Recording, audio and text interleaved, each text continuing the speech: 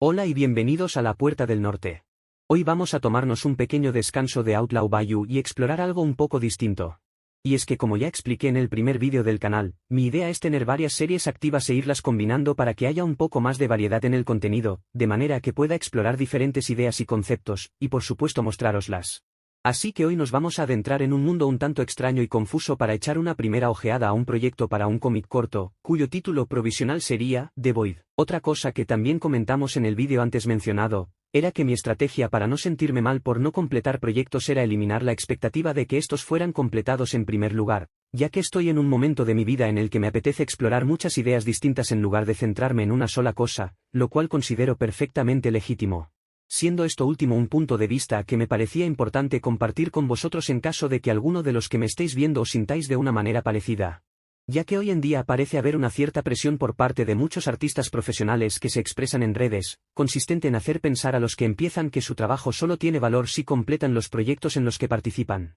Y efectivamente, si uno aspira a trabajar en una gran compañía de desarrollo de videojuegos, tendrá más opciones si en su portafolio profesional cuenta con uno o más títulos que han sido publicados. Pero en mi opinión esto no es lo único que tiene valor cuando hablamos de aspiraciones artísticas, y especialmente para aquellos que tienen proyectos propios a través de los cuales canalicen su pasión por crear.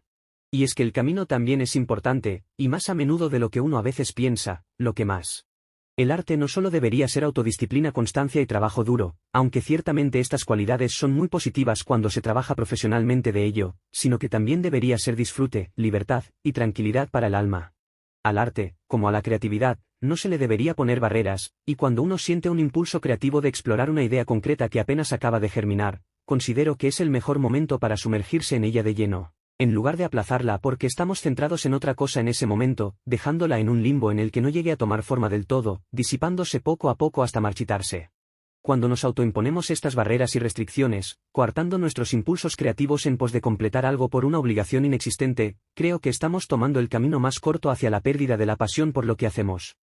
Aunque este no es un canal sobre espiritualidad, y aunque yo mismo nunca me he considerado especialmente espiritual, lo cierto es que en la actualidad me inclino a pensar que los seres humanos tenemos alma, y que en el caso de los que perseguimos alguna aspiración artística, es nuestra alma la que nutre de inspiración a nuestras obras, y a la vez se materializa y refleja a través de ellas. Pero cuando perdemos la pasión por lo que hacemos, y nuestro arte se convierte en el resultado de una obligación impuesta, nuestra alma se resiente y nuestra obra no hará sino reflejar esta realidad. Así que espero que aquellos que tengáis el inmenso privilegio de poder vivir de vuestro arte, podáis encontrar un balance adecuado entre lo que hacéis por deber y lo que hacéis por pasión, pero los que no seáis el caso, regocijaos en lo inmensamente afortunados que sois y simplemente disfrutad el camino. Y después de esta inesperada disertación sobre el arte y el alma, y para aquellos que todavía no hayáis salido corriendo, aquí viene un girito. Y es que después de todo lo expuesto, lo cierto es que de todos los proyectos que inundan mi cabeza en estos momentos, posiblemente The Void sea el que más probabilidades tiene de ser completado en un relativamente corto plazo.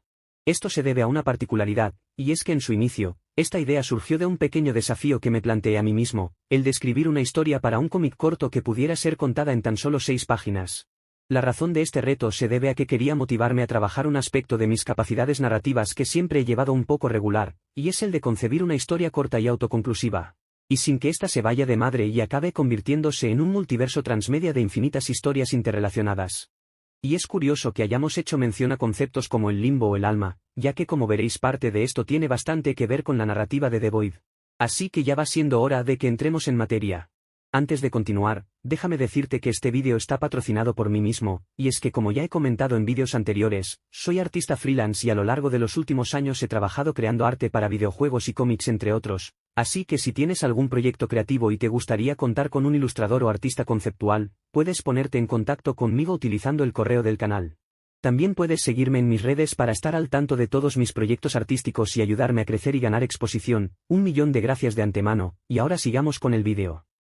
La primera diferencia que habréis notado con respecto a los vídeos de Outlaw Bayou, es que por primera vez en el canal me estáis viendo trabajar con line art. La razón es que a pesar de que amo el dibujo a línea y de que en el pasado solía trabajarlo bastante, lo cierto es que hace ya algunos años descubrí que mi proceso creativo resultaba más eficiente si simplemente comenzaba a pintar con manchas de colores, para después añadirle poco a poco capas de detalle a la vez que ajustaba las formas y contornos.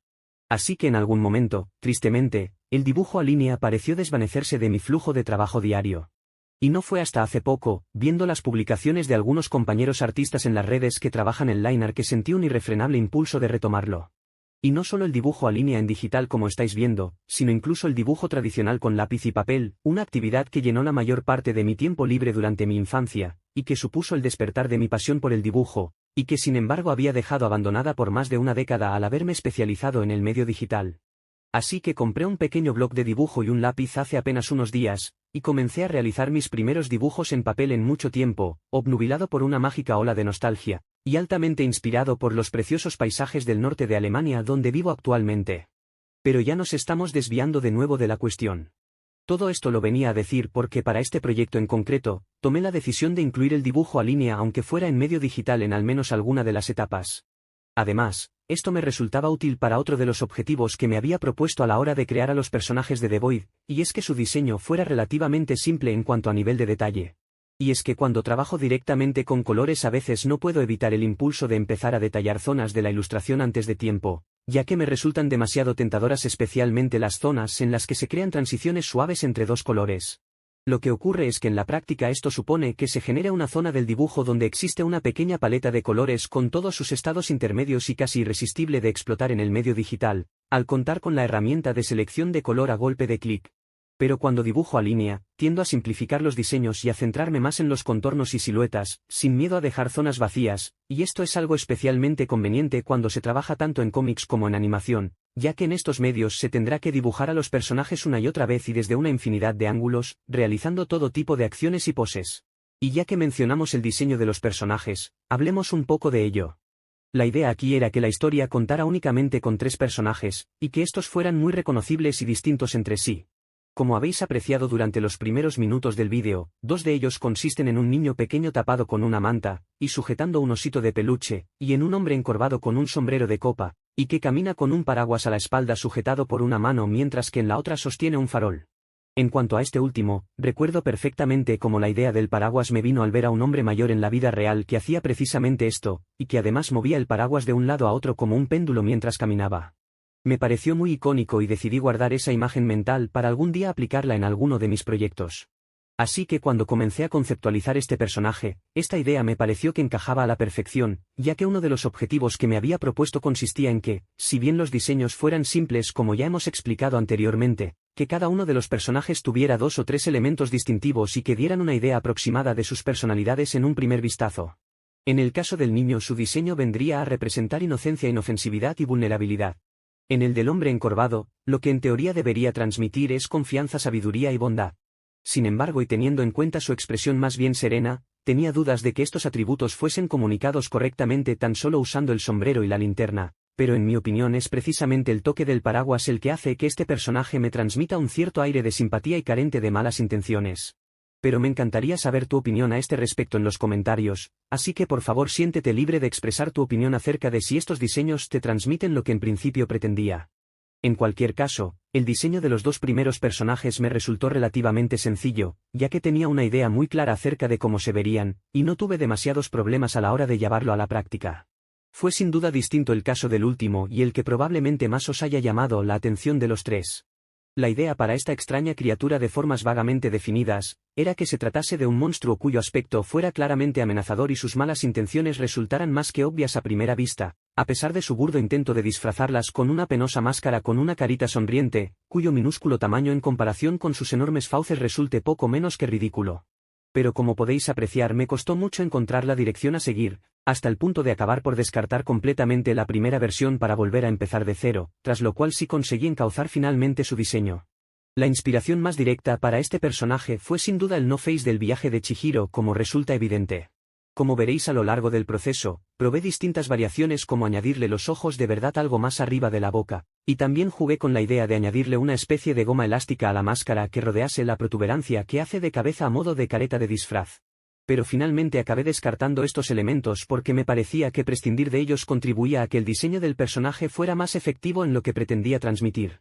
En su lugar acabé añadiéndole un bombín ridículamente pequeño dado el tamaño del monstruo y un bastón estilo Chaplin, que actúan como refuerzo del concepto de su patético intento de camuflar su verdadera naturaleza. Y lo cierto es que quedé bastante satisfecho con el resultado final. Pero analicemos ahora por qué es tan importante el diseño de estos personajes y las sensaciones que deben transmitir, y para ello vamos a hablar finalmente de la narrativa de The Void, aunque evitaremos tratar este ámbito en demasiada profundidad, ya que como decía antes se trata de una historia corta por lo que decir de más podría spoilear la experiencia. La idea principal es que The Void consista en un espacio cuya naturaleza no sea explicada, dando comienzo la historia cuando un niño con un oso de peluche llega a este lugar sin saber muy bien cómo, y sin que nosotros como espectadores externos tengamos ningún tipo de contexto acerca de dónde viene o por qué está allí. Así que el lector será libre de teorizar si nuestro protagonista se encuentra en un sueño, o quizás se halle en el limbo, o puede que simplemente se encuentre en un lugar físico de un mundo real, pero que tanto a nosotros como a él nos resulta extraño y ajeno. Tampoco sabemos si el niño procede del mundo que nosotros conocemos o si en su lugar pertenece a un universo ficticio, todo esto quedará indefinido a propósito. El caso es que pronto descubrirá que en este lugar habitan otros seres con todo tipo de apariencias, y que algunos de esos seres harán todo lo posible por engañarle para consumir su luz interior, que viene a ser otra manera de referirse a su alma, ya que como en cierto momento se explicará, no existen muchas cosas que produzcan placer en este lugar, y consumir almas ajenas parece ser sencillamente la más efectiva. Así que a lo largo de las 6 páginas, tendremos un pequeño atisbo del tipo de situaciones que se dan en esta extraña localización, así como algunas de las estrategias que estos seres ponen en práctica, unos con mayor éxito que otros. Y es por ello que es en este aspecto donde las apariencias juegan un papel importante, ya que la idea que me gustaría intentar transmitir, idealmente sin requerir explicaciones, es que la apariencia que los recién llegados adoptan al llegar a este lugar, es una suerte de representación de sus propias almas. De ahí que haya individuos como nuestro monstruo enmascarado que hacen todo lo que pueden por ocultar lo que su apariencia externa delata. Y habiendo ofrecido un pequeño esbozo de lo que es el mundo de The Void, su narrativa y los conceptos que se pretende explorar, y los personajes a través de los cuales viviremos esta pequeña historia, es hora de despedirse por el momento. En el próximo vídeo hablaremos un poco más en detalle de otros aspectos como son la composición y estructuración de escenas en páginas y paneles, así como de algunas de las obras que inspiraron este proyecto, y de la dirección artística y atmósfera que me gustaría lograr para el intrigante mundo de The Void. Si te gusta este contenido considera apoyarme en Patreon para que pueda seguir siendo capaz de mantener el ritmo de 2 vídeos a la semana, alternativamente, dejar un buen like o suscribirte también ayuda un montón. Muchísimas gracias por acompañarme hasta el final y nos vemos muy pronto en el próximo vídeo.